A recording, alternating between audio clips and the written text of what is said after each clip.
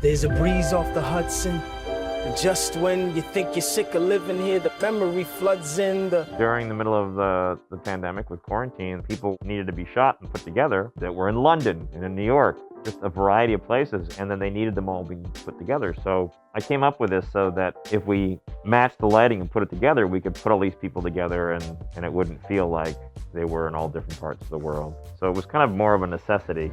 Maybe this neighborhood's changing forever. Maybe tonight is our last night together, however. With John, I was actually in the same room with because we did it in LA. It's funny because I'd actually looked at the trailer and I saw a couple really amazing shots.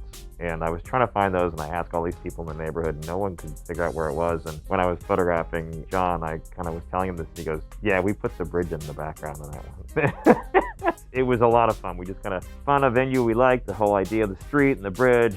And then I would basically do a very long lens and I would kind of go around and I would pick out and I'd kind of go click, click, click, click, click, click, just kind of like just shoot every possible little piece. And I came back home and I reprocessed it and then I basically started taking all the pieces and slowly putting the puzzle back together in a very abstract way. So you can kind of see the flaw in it. You wanted to kind of see a bit of the flaw. You didn't want to make it so perfect.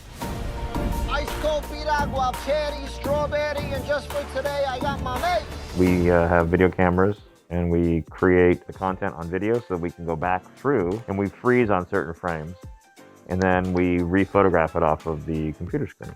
Oddly enough, it feels a little more intimate with the celebrity I've found doing this because it's just basically the camera's in front of them and it's just running. They can just kind of be turning very naturally and I can find these moments as I go back through that maybe in a photograph that they would have never done, just because they're in between a thought. They're kind of like, and I have every single gesture that they do as they move through it. And you can kind of see sometimes they'll move into it where all of a sudden they'll be like, they'll be looking over and all of a sudden they'll kind of just look at you and they'll go like this. And then you'll realize that's not the frame you want. You want the frame that's over here kind of thing. So I'm able to pull those frames and make it a lot more personal.